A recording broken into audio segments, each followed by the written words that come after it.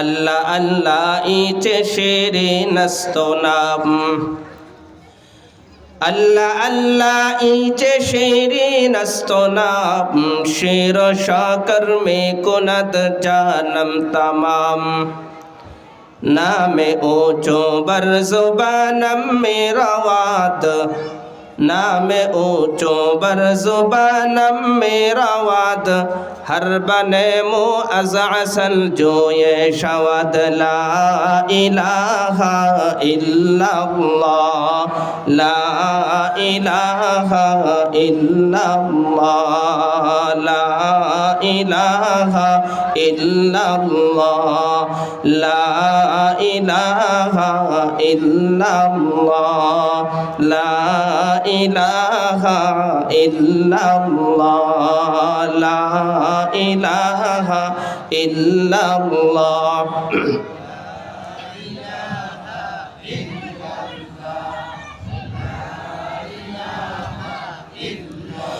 ला इलाहा इल्लल्लाह मुहम्मदुर रसूलुल्लाह सल्लल्लाहु अलैहि वसल्लम। রাজাপুর কহেলা কুতুব বাজারের উদ্যোগে ওয়াজ মাহফিল 2025 খ্রিস্টাব্দ। আজকের এই মহতে মাহফিলের সভাপতি হিসেবে উপস্থিত থাকবেন কহেলা গ্রামের কৃতি সন্তান আলহাজ ইঞ্জিনিয়ার মৃধা নজরুল ইসলাম সাহেব এবং অত্র মহতি মাহফিলের প্রধান অতিথি হিসাবে উপস্থিত থাকবেন রাজাপুর গ্রামের কৃতি সন্তান আলহাজ আব্দুর রাজ্জাক খান রানা সাহেব। প্রধান আলোচক প্রধান বক্তা হিসাবে উপস্থিত থাকবেন হযরত মাওলানা মুফতি জাফরউদ্দিন হক্কানি হাফিজাহুল্লাহ। আমার পূর্বে বাদ মাগরিব আলোচনা করেছেন আমাদের সকলের সুপরিচিত মুখ বিজ্ঞ আলেম হযরত হাফিজ মাওলানা মুফতি সোহরাব হোসেন হাফিজাহুল্লাহ। এছাড়াও আরও অন্যান্য উলামায়ে কেরামগণ তাশরিফ আনবেন এবং আমার সামনে উপবিষ্ট কোরআনের মহাব্বতে হাদিসের মহাব্বতে দুনিয়াবী কাজকর্ম থেকে নিজেকে মুক্ত করে আমার সামনে উপবিষ্ট মুরব্বিয়ানে কেরাম, যুবক ভাইয়েরা এবং কচিকাচা আমার স্নেহের ভাইয়েরা, পর্দার আড়ালে অবস্থানরত আমার শ্রদ্ধেয় মা ও বোনেরা, আমরা সকলেই এই মুহূর্তে মাহফিলে আসতে পেরেছি। আল্লাহ পাক রব্বুল আলামিন আমাদের সকলকে কবুল করেছেন। আমরা এসেছি কোরআন ও হাদিসের আলোচনা শোনার জন্য। আল্লাহ তৌফিক দান করেছেন, এই জন্য সকলেই অন্তরে গভীর থেকে রব্বে কারীমের দরবারে কালিমাত শুকর আদায় করি আলহামদুলিল্লাহ। আরো জোরে বলি আলহামদুলিল্লাহ। আমরা ইচ্ছা করলে কি এখানে আসতে পারতাম? হ্যাঁ, আল্লাহ না আনলে আসতে পারতাম না। আলোচনা শুরু করার আগে আমি আপনাদের কাছে একটা আবেদন পেশ করি, যদিও আমি আপনাদেরই ভাই। তো এখানে এক তো হলো যারা বসছেন তারাও সিস্টেম অনুযায়ী বসেন না, একটু সামনে সুন্দর করে বসেন। আর মজলিসের মাঝখানে ফাঁকা রাখতে নেই, দিনই মজলিস। আর চেয়ারে বসছেন মুরব্বী যারা আছেন তারা ঠিক আছে, যারা অসুস্থ আছেন তারা ঠিক আছে। যারা সুস্থ যুবক ভাই যারা আছেন তারা চেয়ারে না বসে একটু কষ্ট করে মাহফিল প্যান্ডেলে বসি। আর আমার সামনে গেটের সামনে যারা দাঁড়িয়ে আছেন তারা ভিতরে চলে আস। এটা রহমতের বাগান, জালিসুর রহমান বেহেশতের বাগান। এই মুহূর্তে মাহফিলে বসার ফজিলত অনেক। আমরা এখানে আমাদের নিজ উদ্যোগে আমাদের স্বেচ্ছায় আসতে পারিনি, আল্লাহ আমাদেরকে তৌফিক দিয়েছেন। কবি শেখ সাদি রহমতুল্লাহ আলাইহি বলেন, ই সাআদাত বাজুরে বাজুয়ে নিস্ত, ই সাআদাত বাজুরে বাজুয়ে নিস্ত, তানা বখশদ খুদায়ে বখশিন্দা, তানা বখশদ খুদায়ে বখশিন্দা। বান্দা যে আমল করে, দ্বীনের যে কাজ করে, এই কাজটা সে তার বাহুবলে করতে পারে না যদি আল্লাহ তাকে তৌফিক না দেন। এজন্য আল্লাহ আমাদেরকে তৌফিক দিয়েছেন, আমরা এখানে আসতে পেরেছি। এই জন্য আমরা আল্লাহর কাছে শুকরিয়া আদায় করতে থাকি, বলে আলহামদুলিল্লাহ। মুহতারাম হাজিরিন, আমি আপনাদের সামনে আলোচনা করার জন্য সূরা আসর তেলাওয়াত করেছি, যা কুরআনুল কারীমের বহুল প্রচলিত প্রসিদ্ধ একটি সূরা, যা আমরা মোটামুটি সবাই পারি। সূরাতুল আসর ছোট্ট একটি সূরা, কিন্তু এই সূরার গুরুত্ব আর মাহাত্ম্য অনেক। এই সূরাতে আল্লাহ পাক রব্বুল আলামিন আমাদেরকে কিছু মেসেজ দিয়েছেন, আমাদেরকে কিছু বলতে চাইছেন, আমাদের এগুলো জানা দরকার। আমি প্রথমে এই সূরার গুরুত্ব সম্পর্কে আপনাদের সামনে একটি হাদিস তুলে ধরছি। তাফসির ইবনে কাসিরের মধ্যে আল্লামা ইবনে কাসির রহমতুল্লাহি আলাইহি এই রিওয়ায়াতটা নিয়ে আসছেন তাবরানী শরীফের বরাতে।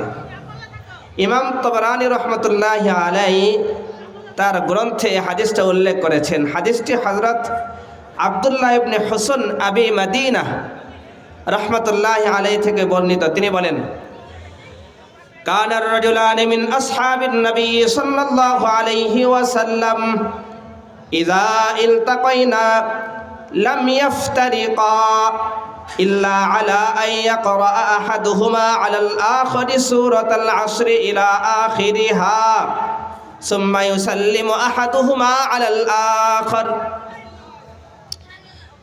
হযরত আব্দুল্লাহ ইবনে হুসন রাহমাতুল্লাহি আলাইহি বলেন, সাহাবায়ে কেরামের অভ্যাস ছিল যখন তারা দুইজন পরস্পর মুখোমুখি মিলিত হতেন, যখন সাহাবারা দুইজন পরস্পর মুখোমুখি মিলিত হতেন, তখন তারা একজন আরেকজনের কাছে সূরাতুল আসর পূর্ণ সূরা তেলাওয়াত করা ছাড়া একজন থেকে আরেকজন আলাদা হইতেন না, বিচ্ছিন্ন হইতেন না। সুবহানাল্লাহ বললেন না? যে কি করতেন সাহাবাদের অভ্যাস ছিল, দুইজন মুখোমুখি হইলেই তারা কোন সূরাটা তেলাওয়াত করতেন? সূরাতুল আসর। তো সাহাবায়ে কেরামের যে অভ্যাস, যে দুইজন সাহাবা মুখোমুখি দেখা হইলেই, সাক্ষাৎ হইলেই তারা একজন আরেকজনকে পুরা সূরাতুল আসর তেলাওয়াত করে শোনাইতেন। তার মানে হলো এই সূরার মধ্যে আল্লাহ এমন কিছু বলেছেন যা আমার আপনার জানাটা অনেক বেশি গুরুত্বপূর্ণ। কথা বুঝতে পারছেন? ইমাম শাফিঈ রহমতুল্লাহি আলাইহির একটা কওল আছে, সূরাটা দেখতে অনেক ছোট, মাত্র লিখতে 2 লাইন লাগে। কয় লাইন? 2 লাইন। আয়াত হলো মাত্র 3টা, 3 আয়াত, লিখতে 2 লাইন, দেখতে ছোট। কিন্তু ইমাম শাফিঈ রহমতুল্লাহি আলাইহি বলেন, লাউ তাদাব্বারান নাসু হাযিহি সূরাতা লাওয়াসিআতহুম। ইমাম শাফিঈ বলেন, যদি মানুষ এই সূরা নিয়ে গবেষণা করে, এই সূরাকে নিয়ে চিন্তা ফিকির করে, তাহলে তাদের হেদায়েতের জন্য এই একটা সূরাই যথেষ্ট। করেন সুবহানাল্লাহ। একটা সূরা। আরেক আলেম বলেছেন, আল্লাহ পাক রব্বুল আলামিন যদি গোটা কোরআনের 114 সূরার মধ্যে 113টা সূরা নাজিল না করে শুধুমাত্র সূরাতুল আসর নাজিল করতেন, তাহলে উম্মতের হেদায়েতের জন্য, মানুষের হেদায়েতের জন্য এই এক সূরাতুল আসরই যথেষ্ট ছিল। কত গুরুত্বপূর্ণ সূরা! এই সূরাতে আল্লাহ পাক রব্বুল আলামিন আমাদেরকে কি বলতে চান, আমরা একটু তরজমা শুনি। আল্লাহ বলেন, ওয়াল আসর, সময়ের কসম। কি বলেছেন প্রথম আয়াতে? সময়ের কসম। ওয়াও হারফে কসম। আমার পাশে 2 জন আলেম বসা, তারা বুঝবেন। কসম মানে শপথ বাক্য, আপনারাও জানেন বিষয়টা। আল্লাহর কসম বলি না আমরা? বান্দার জন্য গায়রুল্লাহর নামে কসম খাওয়া জায়েজ নাই, এটা শিরিক। বান্দা মানে আমি আর আপনি কসম খাইতে গেলে আমরা অনেক সময় বলি মায়ের কসম, মায়ের দিব্যি বলি না? বউয়ের মাথায় হাত দিয়ে বলি তোমার কসম, কই না? এটা শিরিক। এটা কি? শিরিক। মনে রাখতে হবে, মাহফিল থেকে একটা শিক্ষা নিতে হবে তো, তাই না? এখন বলবেন হুজুর আপনি বললেন, দলিল কি? হাদিস। আল্লাহ রাসূল সাল্লাল্লাহু আলাইহি ওয়াসাল্লাম বলেন, মান আকসামা বিগাইরিল্লাহ, মান আকসামা আলা গায়রিল্লাহি ফাকাদ আশরাকা আও কামা ক্বালা আলাইহিস সালাতু ওয়াস সালাম। হয়তো লফজের মধ্যে একটু পার্থক্য হতে পারে, কিন্তু হাদিসের অর্থ হলো যে ব্যক্তি গায়রুল্লাহর নামে কসম করবে, গায়রুল্লাহর নামে যে ব্যক্তি শপথ করবে সে শিরিক করলো। নাউজুবিল্লাহ বলেন। তাহলে গায়রুল্লাহর নামে আমরা কসম করতে পারবো? আমরা পারবো না। কারণ হলো কি? কারণ যেই বস্তুর নামে কসম খাওয়া হয়, কসম করা হয়, ওইটা হলো সবচেয়ে দামি বস্তু হয়। তাহলে আল্লাহ পাক রব্বুল আলামিন খালেক, আমরা দুই চোখে যা কিছু দেখি আর না দেখি সব মাখলুক। মাখলুক দামি না খালেক দামি? সবচেয়ে দামি কে? খালেক আল্লাহ। এজন্য বান্দা কসম খাইতে গেলে সবচেয়ে দামি যিনি আমার আপনার খালেক, তার নামেই কসম করতে হবে, তার নামেই শপথ বাক্য পাঠ করতে হবে। অন্য কারো নামে কোনো বান্দা, কোনো মুসলমান শপথ বাক্য পাঠ করতে পারবে না। মনে থাকবে তো কথাটা ইনশাআল্লাহ। আল্লাহ আমাদেরকে বোঝার তৌফিক দান করেন। মুহতারাম হাজিরিন, কিন্তু আল্লাহ পাক রব্বুল আলামিন যখন কসম খান, আল্লাহ যখন কসম খান, তো আল্লাহর চাইতে দামি তো আর কিছু নাই। তো আল্লাহ পাক রব্বুল আলামিন কোরআনের মধ্যে জায়গায় জায়গায় কসম খাইছেন। প্রথমে কসম খাইছেন, প্রথম যে কসমটা, ফালা ওয়া রাব্বিক লা ইউমিনুনা হাত্তা ইউহাক্কিমুকা ফীমা শাজারা বাইনাহুম সুম্মা লা ইয়াজিদু ফী আনফুসিহিম হারাজাম মিম্মা কাদাইতা ওয়া ইউসাল্লিমু তাসলিমা। আল্লাহ পাক রব্বুল আলামিন তার নবীকে বলেন, ও রব্বিক, আপনার রবের কসম। এখানে আল্লাহ তার নিজের নামে কসম খাইছেন, ফালা ওয়া রব্বিক, আপনার রবের কসম। এরপরে আল্লাহ তাআলা লা উকসিমু বিয়াউমিল কিয়ামাহ, আমি কিয়ামতের দিনের কসম করে বলছি। ওয়ালা উকসিমু বিন নাফসিল লাওয়ামা, এখানে নফসে লাওয়ামার কসম খাইছেন আল্লাহ। ওয়াশ-শামসি ওয়া দুহাহা, আল্লাহ তাআলা শামস মানে সূর্য এবং তার আলোক রশ্মির কসম খাইছেন, জমিনের কসম খাইছেন। মুফাসসিরিন কেরাম বলেছেন, আল্লাহ পাক রব্বুল আলামিন যেই সমস্ত বস্তুর কসম খেয়েছেন, বুঝতে হবে তার মাখলুকের মধ্যে এই বস্তুগুলো সবচেয়ে দামি জিনিস, সবচাইতে দামি জিনিস। তাহলে যত জায়গায় কসম খাইছেন, এই সূরাতুল আসরের মধ্যে আল্লাহ কিসের কসম খাইছেন? কিসের কসম? সময়ের কসম। ওয়াল আসর, সময়ের কসম, সময়ের কসম। সময়ের কসম করে আল্লাহ সামনে কি বলছেন? সময় নিয়ে আমি একটু পরে আরেকটু আলোচনা করবো ইনশাআল্লাহ। একটু সামনে যাই, তরজমাটা শেষ করি।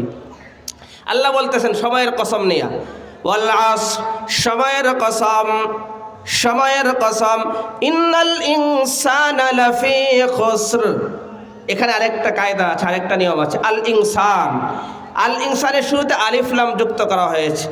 মুফাসসিরিন কেরাম বলেন এইখানে আলিফ লামটা হলো আলিফ লামে ইস্তিগরাকি অথবা আলিফ লামে জিনসি, অর্থাৎ জামিআ ইনসান, গোটা মানব জাতি এখানে উদ্দেশ্য। আল ইনসান দ্বারা এখানে গোটা মানব জাতি। মানব বলতে আমরা যা বুঝি, বাবা আদম আলাইহিস সালাম থেকে নিয়ে শুরু করে পৃথিবীর শেষ পর্যন্ত যারা আসছিলেন, যারা আছেন, যারা আসবেন, সব মানুষের কথা আল্লাহ বলতেছেন।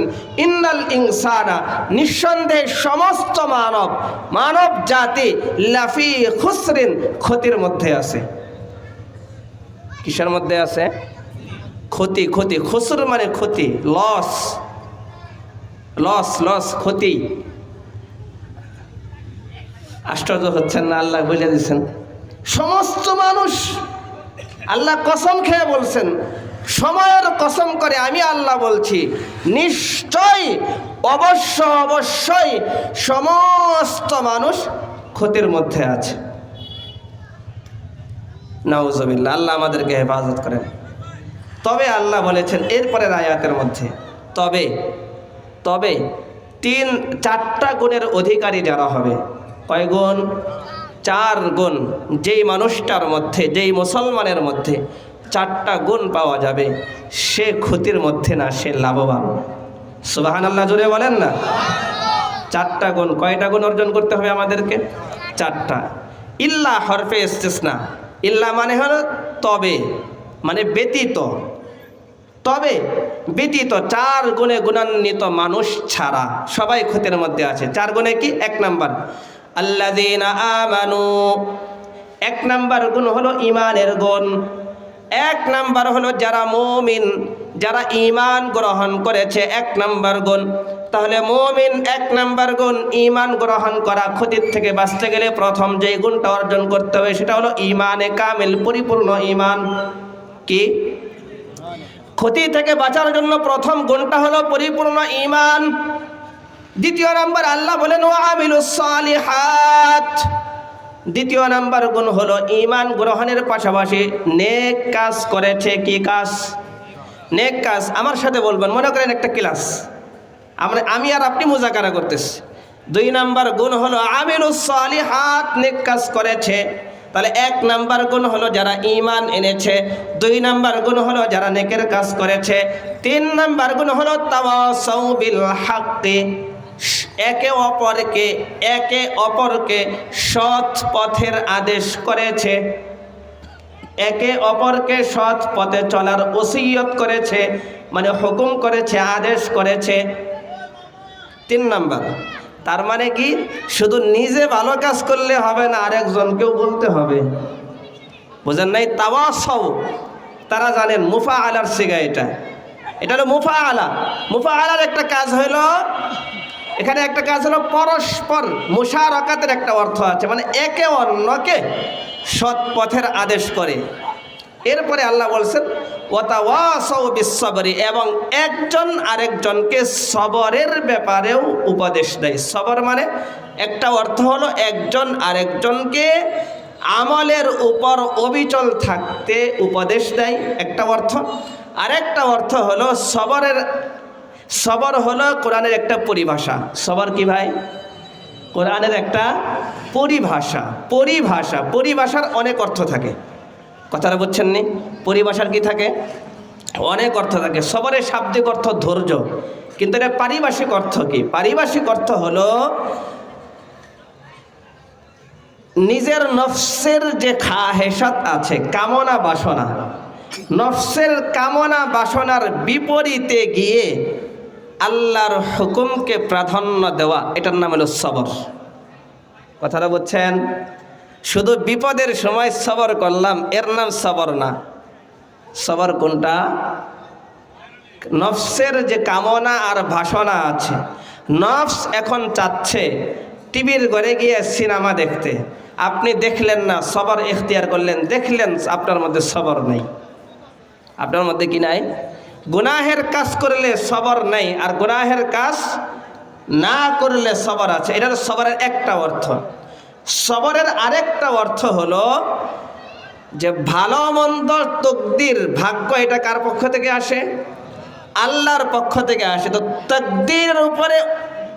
তাকদীরের উপরে ভালো মন্দ তাকদীরের উপরে সন্তুষ্ট থাকা। যদি নিজের ভাগ্যে খারাপ কিছু আসে, তারপরেও আল্লাহর প্রতি অভিযোগ না করে আল্লাহর প্রতি সন্তুষ্টি প্রকাশ করা, এটা হলো সবর। এটা হলো কি? ইশারায় কাজ করেন, কথা বলেন না। হ্যাঁ, আমরা বলতেছিলাম সবর। কি বলতেছিলাম? সবর। তাহলে সবর হলো কি? একটা অর্থ হলো নিজেকে, সবর মানে ধৈর্য, এর অর্থ হলো নিজেকে সব ধরনের গুনাহ থেকে বাঁচিয়ে রাখা। আরেকটা সবরের অর্থ হলো, আরেকটা, আমার দিকে তাকান না, কথা এলোমেলো হয়ে যাচ্ছে কিন্তু ভাই, আমার দিকে তাকান। আরেকটা সবরের অর্থ হলো যে আল্লাহর পক্ষ থেকে যে কোনো পরিস্থিতির সম্মুখীন আমি হই না কেন, আল্লাহর প্রতি অভিযোগ না করা, বরং সবরের সাথে সেই পরিস্থিতি মোকাবেলা করার জন্য আল্লাহর কাছে দুহাত তুলে দোয়া করা। তাই এটা হলো তাওয়াসু বিস-সবর, একে অন্যকে সবরের ব্যাপারে কি করা? ওসিয়ত করা, উপদেশ দেওয়া। তাহলে এই 4টা গুণ। এক নাম্বার কি? ক্ষতি থেকে বাঁচার জন্য 1 নাম্বার গুণ কি? বলেন না কেন, এতক্ষণ শিখছেন না? 1 নাম্বার কি? ঈমানের গুণ অর্জন করতে হবে। 2 নাম্বার নেক কাজ করতে হবে। 3 একজন আরেকজনকে সৎ পথের উপদেশ দিতে হবে। 4 একজন আরেকজনকে সৎ পথে অবিচল থাকার উপদেশ দিতে হবে, এক অর্থ। আরেক অর্থ হলো একজন আরেকজনকে সবরের উপদেশ দিতে হবে, অর্থাৎ প্রত্যেকেই আরেকজনকে বলতে হবে ভাই যে কোনো পরিস্থিতিতে আল্লাহর প্রতি সন্তুষ্ট থাকা, পরিস্থিতি যেমনই হোক আল্লাহর প্রতি সন্তুষ্ট থাকা, এটা হলো একটা অর্থ। আরেকটা হলো ভাই কোনো পরিস্থিতিতে আল্লাহর নাফরমানি কইরো না, সবরের অর্থ। মনে থাকবে তো ইনশাল্লাহ। এই 4 গুণে গুণান্বিত লোক হলো ক্ষতির থেকে বাহিরে, এরা ক্ষতিগ্রস্ত না, এরা হলো লাভবান। আর যার মাঝে এই 4 গুণের, খেয়াল করে শুনতে পারেন, যার মাঝে এই 4 গুণের একটা গুণও পাওয়া না যাবে, একটা, 3টা আছে একটা নাই, বুঝলেন? 3টা গুণ আছে একটা নাই, সেও ক্ষতির মধ্যে আছে। সূরা জুমার আয়াত নাম্বার 13 আল্লাহ পাক রব্বুল আলামিন বলেন, قل إن الخاسرين الذين خسروا أنفسهم وأهليهم يوم القيامة ألا ذلك هو الخسران المبين। ও মুসলমান ভাই, আমরা লাভ আর লসের হিসাব করে দুনিয়া নিয়া কে বছর শেষে তার ব্যবসার মধ্যে সফলতা লাভ করতে পারছে, কার কত টাকা লাভ হয়েছে, তার কার কত টাকা লস হয়েছে, আমরা হিসাব করি আমাদের ব্যবসা বাণিজ্য নিয়া, আমরা হিসাব করি আমাদের সন্তানদেরকে নিয়া, কে তার সন্তানকে বড় ডাক্তার বানাইতে পারছে, কত বড় ইঞ্জিনিয়ার বানাইতে পারছে, বড় উকিল ব্যারিস্টার বানাইতে পারছে। আমরা হিসাব করি আমাদের ধন সম্পদ নিয়ে কে কত টাকা উপার্জন করে, বৈধ পথে হোক অবৈধ পথে হোক গাড়ি বাড়ি করতে পারছে, কার কতটা গাড়ি কার কতটা বাড়ি। আল্লাহ বলেন লাভ লসের হিসাব তো এমন নয় ও দুনিয়ার মানুষ, ওমা হাযিহিল হায়াতুদ দুনিয়া ইল্লা লাহবুন ওয়া লাইব, এই দুনিয়ার যা কিছু আছে সব হলো খেল তামাশার বস্তু। আল্লাহ পাক রব্বুল আলামিনের কাছে এই দুনিয়ার কোনো মূল্য নাই, এই দুনিয়ার কোনো মূল্য নাই। হাদিস পাকের মধ্যে রাসূল সাল্লাল্লাহু আলাইহি ওয়াসাল্লাম বলেন, ও আমার উম্মতেরা মনে রাখো, শুনে রাখো, স্মরণ রাখো, আল্লাহর কাছে যদি এই দুনিয়ার মধ্যে যা কিছু আছে এর যদি এতটুকু দাম থাকতো, কতটুকু দাম, তুমি যদি একটা মশার ডানাকে সমুদ্রের মধ্যে ডুবিয়ে দাও বা একটা সুইকে সমুদ্রে ডুবাও, কি সুই, রাসূল বলেন সুইকে সমুদ্রের পানিতে ডুবানোর পরে ওই সুইয়ের মাথায় যতটুকু পানি উঠবে ওই পানির মূল্যের সমপরিমাণ মূল্য আল্লাহর কাছে এই দুনিয়ার না, এই দুনিয়ার কোনো মূল্য আল্লাহর কাছে নাই। আল্লাহ পাক রব্বুল আলামিন শুধু আমাকে আর আপনাকে দুনিয়ার হায়াতটা দিয়েছেন আখিরাতকে চিন্তা করার জন্য, আখিরাতকে নিয়ে ব্যস্ত থাকার জন্য। আর দুনিয়া মাজরাতুল আখিরা, দুনিয়া হলো আখিরাতের জন্য ক্ষেত স্বরূপ। এখান থেকে আপনাকে আখিরাতের বীজ বপন করতে হবে, এখান থেকে আপনাকে ভালো কাজের বীজ বপন করতে হবে, তাহলে কিয়ামতের ময়দানে আপনি লাভের খাতার মধ্যে নামটা উঠে দিতে পারবেন। আল্লাহ বলেন ফামান যুহজিহা আনিন নারি ওয়া উদখিলাল জান্নাতা ফাকাদ ফাজ। ও দুনিয়ার মানুষ, কিয়ামতের ময়দানে যেই সমস্ত আমার বান্দারা যারা তাদের আমলের বিনিময়ে, আমলের মাধ্যমে জাহান্নাম থেকে মুক্তি লাভ করে জান্নাত কামাই করতে পারবে, ফাকাদ ফাজ, তারাই হলো সফল, তারাই হলো সফল কাম। আল্লাহ পাক রব্বুল আলামিন আরো কয়েক জায়গায় বলেছেন যালিকা হুয়াল ফাউজুল আযীম, এটাই হলো মহা সাফল্য, যালিকা হুয়াল ফাউজুল মুবিন, এটাই হলো স্পষ্ট সফলতা, যালিকাল ফাউজুল আযীম, এটাই হলো সফলতা। তাহলে আসল সফলতা কি?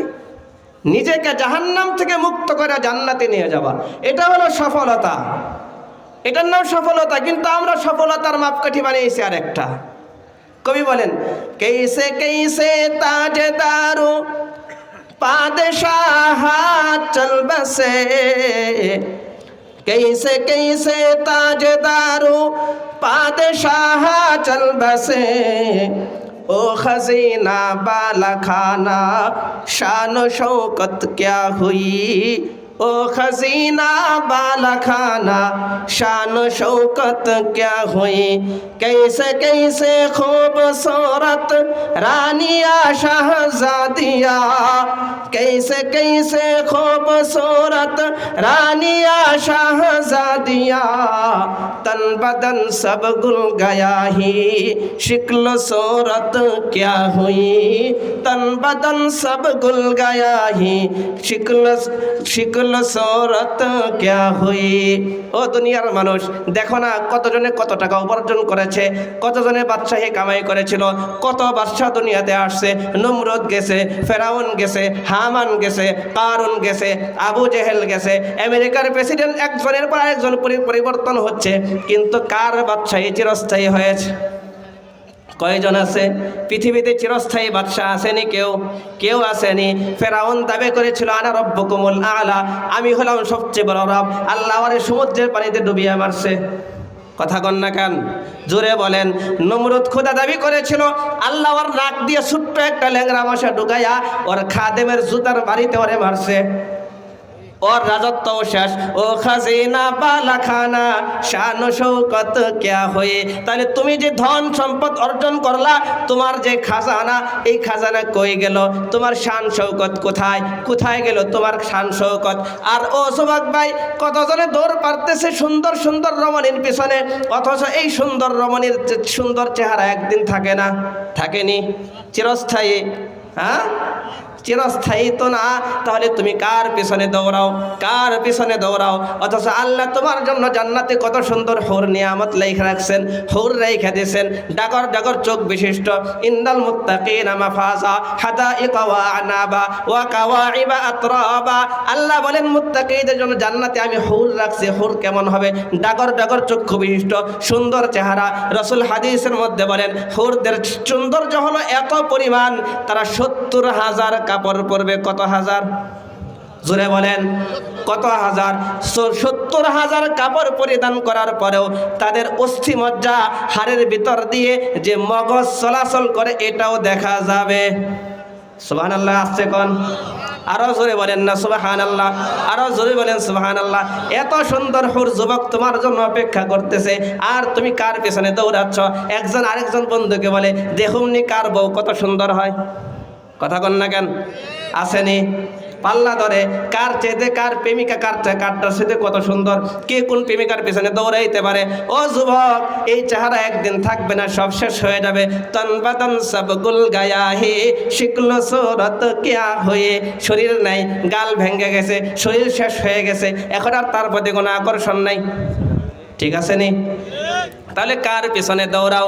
অথচ দুনিয়াটা হলো ইহা হাম সব মুসাফির হে কবর আখির ঠিকানা, ইহা হাম সব মুসাফির হে কবর আখির ঠিকানা, কোই আগে রওয়ানা হে কোই পিছে রওয়ানা। দুনিয়ার বাস্তবতা হলো এখানে আমরা সবাই মুসাফির, আমরা সবাইকে মুসাফির, আমরা সবাই মুসাফির। একদিন না একদিন আমাকে এখান থেকে যাইতে হবে। কেউ আগে যায় আর কেউ পিছনে যায়। কথা কন না কেন? কেউ আগে যাবে আর কেউ পরে যাবে। কিন্তু কবি বলেন কিয়া সামান লায়া মুসাফির, क्या सामान लाया मुसाफिर सफर तेरा है बाईद, क्या सामान लाया मुसाफिर सफर तेरा है बाईद, राज के दरिया में कश्ती, राज के दरिया में कश्ती मौज तूफा है मजीद, राज के दरिया में कश्ती मौज तूफा মজিদ। কবি বলেন ও মুসাফির ভাই, তোমার সফর কিন্তু অনেক দূরে, অনেক বড় সফর, তোমাকে যাইতে হবে। মরবা, মরার পরে শেষ না, শেষ না শুরু। 3টা প্রশ্নের উত্তর তোমাকে দিতে হবে। মরার পরে তোমাকে 3 প্রশ্নের উত্তর দিতে হবে। যদি তুমি 3টা প্রশ্নের উত্তর দিতে পারো, তাহলে তোমার কবরটা হবে জান্নাতের বাগান। আর যদি দিতে না পারো, কবরটা হবে জাহান্নামের টুকরা, জাহান্নামের টুকরা। আযাব শুরু হয়ে যাবে। জান্নাতের বাগান হলে একটা ঘুম দেবে, আর জাহান্নামের টুকরা হলে আযাব শুরু হয়ে যাবে। এই যে সফর শুরু, এই সফরের কোনো শেষ আসেনি। কেউ নেই, আমরা সবাই মুসাফির। সফর, দুনিয়ার সফর যেখানে শেষ, আমার আখিরাতের সফর সেখান থেকে শুরু। মৌত কো সমঝা হে গাফিল, ইখতিতামে জিন্দেগি, দর হकीकत मौत है सुबह दवामे जिंदगी। मौत को समझा है गाफिल, इख्तितामे जिंदगी, दर हकीकत मौत है सुबह दवामे जिंदगी। ও গাফেল, গাফেল, অলস, উদাসীন ব্যক্তি দুনিয়াটাকে, মৃত্যুকে সে তার জীবনের শেষ সম্বল মনে করে, শেষ মনে করে, অথচ মৃত্যু তো তার দুনিয়ার শেষ না। মৃত্যু হলো তার আরেক জীবনের সুবাহ, সকাল, প্রভাত। দুনিয়া হলো মৃত্যুর মাধ্যমে তার কবর শুরু হবে, আর কবরের মাধ্যমে তার আরেকটা জিন্দেগি। দুনিয়াতে আমরা সবাই মুসাফির। এই মুসাফির জিন্দেগি একদিন শেষ হবে, আমাদের কবর জিন্দেগি শুরু হবে। তো কবরের মাধ্যমে আমাদের যে সফরটা শুরু হবে, এই সফরটা হলো লম্বা সফর, দীর্ঘ সফর। তো ওই সফরের যে একটা সমুদ্র, ওই হায়াতের যে একটা সমুদ্র, যার শুরু আছে কিন্তু শেষ নাই। তো ওই লম্বা সফরের জন্য আমি আর আপনি কতটুকু সামানা প্রস্তুত করেছি। সফরে গেলে, সফরে যাওয়ার আগে সামানা তৈরি করতে হয়, মাঝপথে খাবার দাবারের জন্য সামানা তৈরি করতে হয়, অনেক আসবাব লাগে। তো লম্বা সফরে আমরা যাব, কবরের মৃত্যুর মাধ্যমে আমার সফর শুরু হবে। সেই সফরের জন্য আমি আর আপনি কতটুকু সামানা তৈরি করেছি। কবির প্রশ্ন হলো এখানেই, কিয়া সামান লায়া মুসাফির, সফর তেরা হাই বাঈদ, রাজ কে দরিয়া মে কিস্তি মৌজ তুফা হাই মজিদ। তো মুহতারাম হাজরিন, আমরা যেখানে কথা বলতেছিলাম সেখানে চলে আসি। তো এই যে দুনিয়া, এই দুনিয়াতে যারা আছে সবাই হলো, আল্লাহ বলছেন সবাই ক্ষতির মধ্যে আছে। তো আসল ক্ষতিটা কি? আল্লাহ বলেন সূরাত জুমারের 13 নম্বর আয়াতের মধ্যে, বল নবী আপনি বলে দেন, ইন্নাল খাসিরিন আল্লাযীনা খাসিরু আনফুসাহুম ওয়া আহলিহিম ইয়াউমাল কিয়ামাহ। নিঃসন্দেহে আল খাসিরিন আল্লাযীনা, প্রকৃত ক্ষতিগ্রস্ত হলো ওই ব্যক্তি, আল্লাযীনা খাসিরু আনফুসাহুম ওয়া আহলিহিম, যেই লোকটা নিজেকে এবং নিজের পরিবারকে ক্ষতিগ্রস্ত করেছে ইয়াউমাল কিয়ামা, কিয়ামতের দিন। আল্লাহ কি বলছেন? নিঃসন্দেহে আসল প্রকৃত ক্ষতিগ্রস্ত হলো ওই সমস্ত লোক যারা নিজেদেরকে এবং নিজেদের পরিবারকে ক্ষতিগ্রস্ত করেছে কিয়ামতের ময়দানে। আল্লাহ বলেন, আলা যালিকা হুয়াল খুসরানুল মুবিন, এটাই হলো প্রকাশ্য ক্ষতি, এরাই হলো প্রকাশ্য ক্ষতির মধ্যে আছে। এখন কথা হলো প্রকাশ্য ক্ষতির মধ্যে কারা? আল্লাহ বলেন, লাহুম মিন ফাওকিহিম যুলালুম মিনান নার ওয়া মিন তাহতিহিম যুলাল। এরাই হলো ওই সমস্ত লোক যারা জাহান্নামের অধিবাসী, জাহান্নামে যাবে, জাহান্নামের উপর দিক থেকেও তাদেরকে আগুন বেষ্টন করে নেবে। ওয়া মিন তাহতিহিম যুলাল, এবং নিচ দিক থেকে, তলদেশ থেকেও তাদেরকে আগুন বেষ্টন করে নেবে। বলেন নাউজুবিল্লাহ। তাহলে ক্ষতিগ্রস্ত কারা? যারা কিয়ামতের ময়দানে জাহান্নামী হবে, তারাই হলো ক্ষতিগ্রস্ত। আর যারা দুনিয়াতে 4টা গুণ অর্জন করে কিয়ামতের দিন নিজেকে জাহান্নাম থেকে মুক্ত করে জান্নাত অর্জন করতে পারে, তারা হলো লাভবান, তারাই হলো সফলকাম। মনে থাকবে তো ইনশাআল্লাহ? 4টা গুণের কথা মনে আছে? 1 নাম্বার কি গুণ? 2 নাম্বার, 3 নাম্বার, একজন আরেকজনকে সৎ কাজের উপদেশ, 4 অসৎ কাজ থেকে নিষেধ। সহজ কথায় বলেন, একজন অপরজনকে অসৎ কাজ থেকে বিরত রাখা, 4টা গুণ। এখন আসেন, প্রথম আয়াতে আল্লাহ সময়ের কসম খাইছেন। সময়টা কত গুরুত্বপূর্ণ, সময় কত দামি জিনিস। আল্লাহ কেন সময়ের কসম খাইলেন? সময়ের গুরুত্ব বুঝতে হবে। বুখারী শরীফের রওয়ায়াত, হযরত আব্দুল্লাহ ইবনে মাসউদ রাদিয়াল্লাহু তাআলা আনহু একদিন নবী করিম সাল্লাল্লাহু আলাইহি ওয়াসাল্লামকে জিজ্ঞাসা করলেন, আইয়ুল আমালি আহাব্বু ইলাল্লাহ, হে আল্লাহর নবী, আল্লাহ তাআলার কাছে সবচেয়ে প্রিয় পছন্দনীয় আমল কোনটি? ফাকাল রাসূলুল্লাহ সাল্লাল্লাহু আলাইহি ওয়াসাল্লাম, রাসূল সাল্লাল্লাহু আলাইহি ওয়াসাল্লাম উত্তরে বললেন, আসসালাতু আলা ওয়াক্তিহা, সময় মতো নামাজ পড়া। কি সময় মতো নামাজ পড়া। সময় কি দামি কিনা? নামাজটা আল্লাহর কাছে প্রিয় তখনই হবে যখন আপনি সময় মতো পড়বেন। সময় আল্লাহর কাছে দামি জিনিস। আরেক হাদিস বুখারী শরীফের রওয়ায়াত, আল্লাহর নবী সাল্লাল্লাহু আলাইহি ওয়াসাল্লাম বলেন, খেয়াল করে কথা শুনি, আল্লাহর নবী বলেন, নি'মাতান মাগবুনুন ফীহিমা কাসীরুম মিনান নাস। আল্লাহর নবী বলেন, দুইটা নিয়ামতের ব্যাপারে অধিকাংশ মানুষ দুইটা নিয়ামতের ব্যাপারে উদাসীন। কয় নিয়ামত? দুইটা নিয়ামতের ব্যাপারে অধিকাংশ মানুষ উদাসীন। এক নাম্বার হলো আসিহাতু, সুস্থতা। দুই নাম্বার হলো আল ফারাগু, অবসর সময়। এক নাম্বার সুস্থতা, দুই নাম্বার অবসর সময়।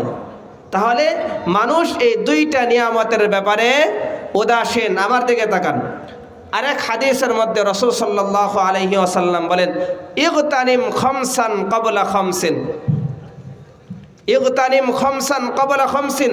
ও আমার উম্মত, পাঁচটা বিষয়কে তোমরা গনিমত মনে করো। পাঁচটা বিষয় আসার আগে, পাঁচটা মুহূর্ত আসার আগে, পাঁচটা মুহূর্তকে, পাঁচটা সময়কে তোমরা গনিমত মনে করো। এই ব্যাপারে তোমরা গুরুত্বশীল হও। এক নাম্বার, খেয়াল করে শুনেন, এক নাম্বার রাসূল বলেছেন, শাবাবাকা ক্বাবলা হারামিক, শাবাবাকা ক্বাবলা হারামিক। তোমার বার্ধক্য আসার আগে তোমার যৌবনের সময়টাকে তুমি গনিমত মনে করো। যৌবনের সময় অনেক দামি একটা সময়। এই যৌবনের তাড়নায় আমাদের যুব সমাজ আজকে তারা বিপদগামী হচ্ছে, আল্লাহ তাআলার নাফরমানিতে তারা লিপ্ত হয়ে গেছে। অথচ এই যৌবনের ইবাদত আল্লাহর কাছে সবচেয়ে দামি ইবাদত। বার্ধক্য বয়সে যখন পা একটা কবরে গেছে, চলতে পারে না, ফিরতে পারে না, তখন যাই মসজিদে নামাজ পড়তে। আর যৌবন পড়ারা কাটাইছে সুদ, ঘুষ, চুরি, রাহাজানি আর ছিনতাইয়ের মধ্যে। বার্ধক্য বয়স, বার্ধক্যের সময় আল্লাহর কথা স্মরণ হয়। অনেক ভাই আছেন নামাজের কথা, দিনের কথা বললে, হুজুর হায়াত বাকি আছে, দাড়ি চুল পাকুক তারপরে নামাজ পড়ব। অনেকে আছে ভাই দাড়িটা রাখেন, হুজুর মেয়েটা বিয়ে দিয়ে নেই, নিজে বিয়ে কইরা নেই। কত বাহানা, কত অজুহাত। সময় কিন্তু আপনার জন্য বসে থাকবে না। আজকে ফেসবুকে একটা খবর আসছে, আজকে 21শে ফেব্রুয়ারি বিবাহ ছিল যুবকের, গতকাল হোন্ডা অ্যাক্সিডেন্টে মারা গেছে যুবক। ও যুবক, কোথায় বাস করো? তোমার সময় কিন্তু ফুরিয়ে যাচ্ছে, আসতেছে না, সময় ফুরিয়ে যাচ্ছে। যেদিন মানুষ দুনিয়াতে ভূমিষ্ঠ হয় সেদিন থেকে তার সময় ফুরাইতে থাকে। কারণ যত দিন যায় তত সে মৃত্যুর কাছাকাছি অগ্রসর হয়, যত সময় যাবে তত সে মৃত্যুর কাছাকাছি অগ্রসর হবে। তো সময় আসে না, সময় আসবে না, সময় চলে যাচ্ছে। এজন্য ভাই সময়ের গুরুত্ব, যৌবনের সময়টা সবচেয়ে গুরুত্বপূর্ণ। এরপরে রাসূল বলেন, ওয়াসিহাতাকা ক্বাবলা সাকামিক, অসুস্থতার পূর্বে তোমার সুস্থতার সময়, এটা আল্লাহর কাছে অনেক গুরুত্বপূর্ণ। এই জন্য তুমি যখন সুস্থ আসো তখন তুমি সুস্থতার সময়টাকে কাজে লাগায়া ইবাদত বেশি বেশি করো। অসুস্থ হয়ে গেলে কিন্তু আর এমন ইবাদত করতে পারবে না। তখন তায়াম্মাম করে নামাজ পড়তে হবে, তখন তোমাকে ইশারায় চেয়ারে বসে বসে নামাজ পড়তে হবে, তখন তোমাকে পায়ে হেঁটে আর মসজিদে যাইতে পারবে না, ঘরে বসে বসে নামাজ পড়তে হবে। এই জন্য অসুস্থতার সময় আসার আগে সুস্থতার সময়কে গনিমত মনে করো। এরপরে রাসূল বলেন, 3 নাম্বার, গিনাকা ক্বাবলা ফাকরিক, দারিদ্রতার পূর্বে তোমার ধনাঢ্যতা, দারিদ্রতা আসার আগে ধনাঢ্যতাকে তুমি গনিমত মনে করো। যখন তোমার কাছে সম্পদ আছে তখন তুমি তোমার সম্পদকে আল্লাহর রাস্তায় খরচ করো, আল্লাহর রাস্তায় দান করো। 4 নাম্বার হলো ফারাগকা ক্বাবলা শুগুলিক, ব্যস্ততার সময় আসার আগে অবসর সময়টাকে গনিমত মনে করো, কাজে লাগাও। 5 নাম্বার, হায়াতাকা ক্বাবলা মাউতিক, তোমার মৃত্যু আসার আগে তোমার হায়াত, তোমার জীবনের সময়টাকে কাজে লাগাও। আল্লাহ পাক রব্বুল আলামিন কিয়ামতের ময়দানে আমাকে আপনাকে 5টা প্রশ্ন করবেন। 1 নাম্বার, তুমি তোমার গোটা হায়াত তোমাকে আমি যত বছরের হায়াত দিয়েছিলাম এই হায়াতটা তুমি কোন পথে ব্যয় করেছ। 2 নাম্বার, তোমাকে আমি যৌবনকাল দিয়েছিলাম এই যৌবনকালটা তুমি তোমার কোন পথে ধ্বংস করেছ। আল্লাহর 2টা সওয়াল, প্রথম 2 প্রশ্ন, এরপরে 3টা প্রশ্ন, তুমি কোন পথে সম্পদ অর্জন করেছ, তুমি কোন পথে তোমার সম্পদকে ব্যয় করেছ। 4 নাম্বার, তুমি যতটুকু শিক্ষা গ্রহণ করেছিলা সেই অনুযায়ী কতটুকু আমল করেছ। তাহলে প্রথম প্রশ্ন কিয়ামতের ময়দানে সময় নিয়া, কি নিয়া? সময়, যে তোমার হায়াতটাকে তুমি কোন পথে ব্যয় করেছ, তোমার যৌবনকালটাকে তুমি কোন পথে ধ্বংস করেছ। যুবক, সময়ের হিসাব আল্লাহর কাছে দিতে হবে, সময়ের হিসাব আল্লাহর কাছে দিতে হবে। এই জন্য মৃত্যুর দিন আসার আগে আমাদের সকলের উচিত এই সময়টাকে কাজে লাগায়া দুনিয়ার জীবনে 4টা সফলতার গুণ অর্জন করা।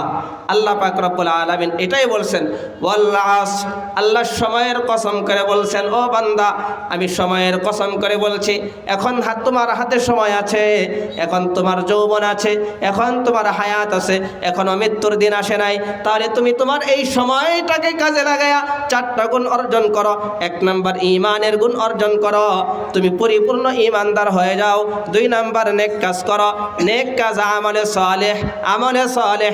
3 নাম্বার হলো শুধু নিজে একা একা নামাজ পড়ো না, নিজে একা একা ভালো কাজ করো না, নিজে একা একা নেক কাজ করো না, আরেকজনকেও নেক কাজের ব্যাপারে উপদেশ দাও। 4 নাম্বার হলো শুধু নিজে একা গুনাহ থেকে বাইসা থাকো না, আরেকজনকে গুনাহ থেকে বাইসা থাকার জন্য উপদেশ দাও। এই 4টা গুণ আল্লাহ পাক রব্বুল আলামিন সময়ের কসম খায়া আমাকে আর আপনাকে অর্জন করতে বলেছেন, আর সাথে ধমকি দিয়েছেন এই 4টা গুণ যারা অর্জন করতে না পারবে তারা কিন্তু সবাই ক্ষতির মধ্যে, কিয়ামতের ময়দানে তাদের ঠিকানা হবে জাহান্নাম। আল্লাহ পাক রব্বুল আলামিন আমাদের সকলকে আমার এই অগোছালো কথা বুঝে আমাদের সকলকে আমল করার তৌফিক দান করেন। সূরা আসরের গুরুত্ব বুঝে আজকে থেকে আপনারা বেশি বেশি বাড়িতে সূরা আসর নিয়ে একটু চিন্তা করবেন। আল্লাহ সময়ের কসম খাইছেন, সময়ের কসম খেয়ে বলছেন দুনিয়ার সমস্ত মানুষ ক্ষতির মধ্যে আছে, তবে 4টা গুণ যারা অর্জন করেছে তারা ক্ষতির মধ্যে নাই। এই 4টা গুণ নিয়ে একটু ফিকির করবেন, চেষ্টা করবেন নিজের জীবনের প্রতিটা ধাপে ধাপে যেন আমার আপনার মধ্যে এই 4টা গুণ অর্জন হয়ে যায়। আল্লাহ তাআলা আমাদের সকলকে তৌফিক দান করেন, সকলে বলি আমিন। যা কিছু বলেছি, যা সঠিক কথা বলেছে এই সব হলো আল্লাহর পক্ষ থেকে হয়েছে, আর যদি কোনো ভুল ভ্রান্তি হয়ে থাকে এটা আমার পক্ষ থেকে হয়েছে, শয়তানের পক্ষ থেকে হয়েছে। আল্লাহ তাআলা আমাকে মাফ করে দেন, আমাদের সকলকে আল্লাহ কবুল করে নেন, সকলে বলে আমিন। ওয়া আখিরু দাওয়ানা আলহামদুলিল্লাহি রাব্বিল আলামিন। আসসালামু আলাইকুম ওয়া রাহমাতুল্লাহি ওয়া বারাকাতুহু।